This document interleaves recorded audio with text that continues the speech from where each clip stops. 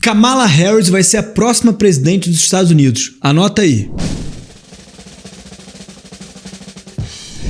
Olá pessoal, sejam todos bem-vindos a mais um Papo Imigratório comigo, Bruno Lócio, e com meu sócio, Henrique Scliar. O Papo Imigratório é uma apresentação da Premium Global Mobility Partner, o caminho mais curto entre você e o mundo. O objetivo desse canal é mostrar os bastidores do escritório de imigração, mostrar os casos reais, humanizar o peito migratório. Então, se você curte o tema imigratório, se você sonha em morar nos Estados Unidos e você quer saber como ter um green card, como ter autorização de trabalho, trazer a sua família e virar um cidadão americano, segue a gente, curte, compartilha, comenta, traz um próximo tema pra gente. Exato. Inclusive, a gente tem recebido muitos comentários sobre temas do dia a dia aqui nos Estados Unidos, não só no campo do direito migratório, e é por isso que a gente vai falar hoje sobre eleições. E quando a gente fala da corrida presidencial, sempre gera muita expectativa e muita discussão entre os nossos clientes, nossos amigos, nossos seguidores brasileiros. É verdade. E o negócio tá esquentando cada vez mais, né? A gente trouxe alguns vídeos aqui, vocês vão ver, tem 2 vídeos, deve estar aqui embaixo. Sabe onde é que ele tá? Tá em cima? Exato. Então ali você vai ver um vídeo que a gente basicamente falou que o Donald Trump poderia ser o próximo presidente dos Estados Unidos, ou tudo indicava para isso, mas, no entanto, todavia, a sensação que a gente tem agora é que a Kamala Harris tem ganhado muita força, os estados, swing states, estão cada vez mais tendendo pros democratas. É engraçado, e a gente falou muito que o Trump estava liderando a corrida eleitoral, mas vou fazer um disclaimer aqui, me defender, que eu falei que em política o que é verdade hoje é mentira amanhã, e tudo muda o tempo todo, é muito dinâmico, ainda mais nos Estados Unidos, que a estrutura eleitoral deles faz com que a corrida fica muito dinâmica. O Biden centralizava as atenções. A imagem dele chamava muita atenção do ponto de vista negativo. Tirando o Biden do circuito, o foco ficou pro Trump, que também de vez em quando dá uma escorregada aqui, outra lá, né? E é engraçado porque a gente começou a perceber, desde que a Kamala Harris se tornou a candidata à presidência, ela assumiu uma postura de protagonismo muito grande, né? Fala muito bem, participa de comícios com muita gente, tem até uma discussão aí, bota aí, gente, aquele aí, né, do avião e tal. Under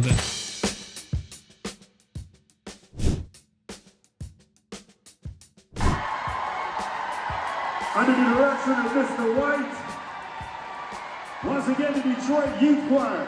Ninguém sabe se aquilo é verdade ou não, se usaram a inteligência artificial para colocar aquele mar de pessoas ali, mas o fato é que ela tem arrastado multidões aonde passa. Exato, e ela está transmitindo uma imagem mais sólida. Eu sempre comento que os Estados Unidos têm aqueles 30% de cada um dos lados que são mais fanáticos, são mais engajados, que vão seguir e que não decidem a eleição, né? Não decidem, exato. Não decide. Por que vai decidir?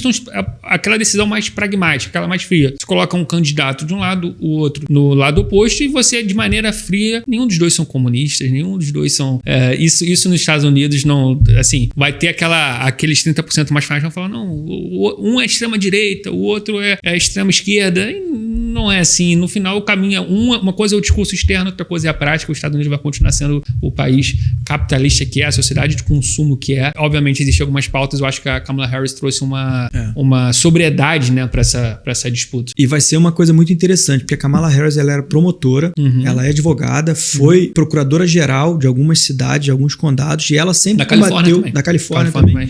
E ela sempre combateu muito ativamente a violência contra a mulher, o aborto. E o Donald Trump tá sendo acusado, né, de se envolver com prostitutas, né, orgias. Ele pagou recentemente, tem um processo em que ele foi condenado, inclusive, que ele pagou pelo silêncio de uma dessas garotas de programa. Então a gente vai ter, de um lado, uma ex-promotora, uma jurista altamente combativa, e do outro lado, o criminoso, no caso, né, quem ela combatia é o adversário político dela nesse momento, né? Então, assim... E saiu também uma notícia que o Donald Trump, ele foi um financiador da campanha da Kamala Harris na época que ela disputou o Senado pela Califórnia. E há muita gente comentando, olha, se ela é tão ruim assim, por que você financiou? Colocou dinheiro realmente na campanha, e aí não teve como ele se defender. E outra coisa, a imagem dela, a gente falava isso nos vídeos anteriores, a imagem dela traz entre aspas, uma fragilidade pro Trump, porque ele não pode atacar muito, né? Ele não pode atacar o fato dela ser mulher, não pode atacar o fato dela ser negra também, né?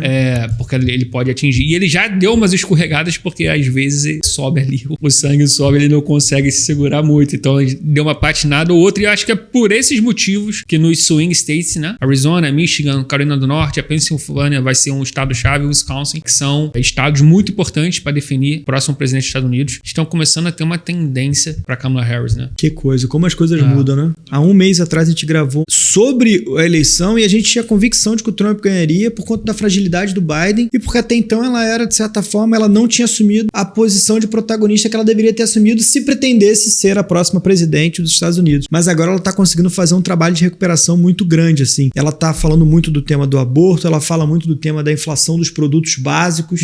Então é um ponto muito importante do programa de governo dela, reduzir esse valor de coisas básicas nos Estados Unidos. Então eu acho que ela tá ganhando muita força e eu acho que ela pode surpreender. E a gente trouxe aqui, a gente fez um vídeo no dia do atentado que o Trump sofreu, falando que aquele atentado poderia ter um peso muito forte. E eu confesso pra vocês que naquele momento, quando eu vi a cena ali, ele saindo do palco e tal, eu falei, bom, o Trump venceu as eleições. Só que esfriaram, né? Os próprios republicanos. Virou uma coisa curiosa, porque se o atirador fosse membro de uma minoria, um imigrante ilegal, um negro, alguma coisa assim, certamente aquilo ali ia gerar uma repercussão enorme. Mas era um republicano, filiado ao Partido Republicano, um branco, jovem, a arma era legal. Então acho que eles começaram a ter cuidado até para não virar um movimento contra as armas. Então ficou um tema muito escorregadio para eles. Acho que eles preferiram na comunicação evitar, armas, né? Esse tema de arma é um tema difícil de ser abordado, porque nenhum presidente nos Estados Unidos consegue pelo menos regular isso, né? Regulamentar esse uso, né? O Biden tentou algumas vezes, a Kamala Harris fala muito sobre isso, mas a verdade é que aqui a indústria armamentista é muito forte, dificilmente vão conseguir. E o Trump tem um incentivo enorme, então ele não podia explorar muito. Acho que ele ficou numa situação meio complicada entre explorar essa tentativa ou deixar esfriar o assunto e realmente esfriou, né? A gente não vê mais falando sobre isso. E aí ela entrou, saiu o Biden,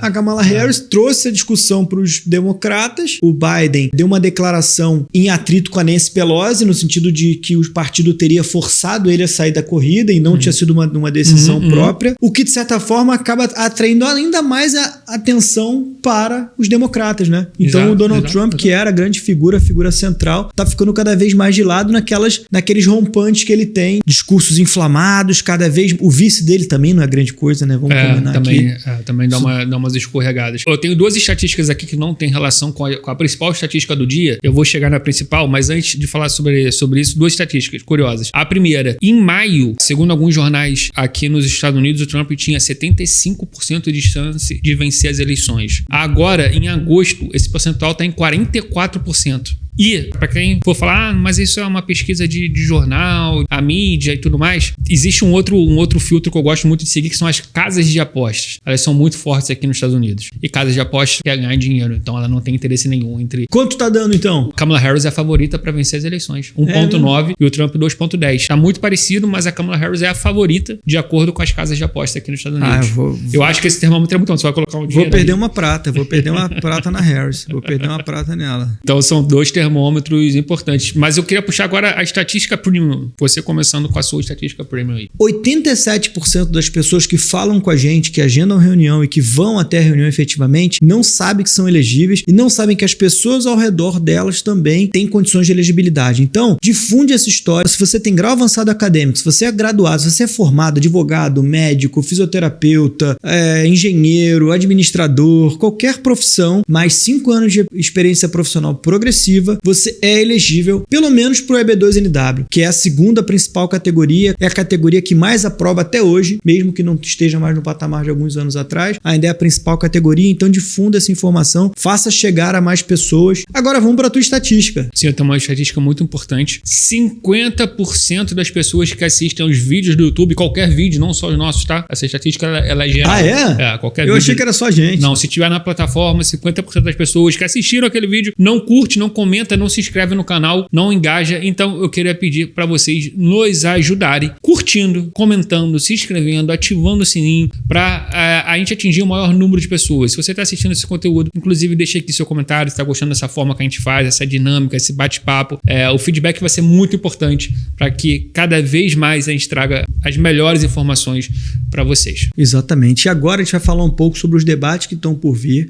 Eu acho que a gente vai ter ainda 2 debates presidenciais com os 2 candidatos confirmados. Tem outros aqui, parece que agendados. Talvez a gente tenha só um. Não é possível, né? E no nosso último vídeo até teve um seguidor nosso que comentou, acho que agora o Trump não vai participar dos debates. Isso aqui para os Estados Unidos, no Brasil é muito comum, né? O Brasil, o líder na pesquisa eleitoral normalmente prefere não se expor. Aqui nos Estados Unidos pega muito mal se ele não participar do debate. Quando ele estava vencendo com uma margem boa, ele poderia ficar na zona de conforto. Agora não. Agora ele tem que participar. E ele deu umas escorregadas aí nos últimos dias. De vez em quando ele faz uns discursos ali que fica todo mundo sem entender. Ele também não é tão jovem assim. A diferença de idade dele pro Biden não é tão grande. Ou seja, ele passa a ser Ele tem uma imagem muito forte também, né? Que chama muita atenção.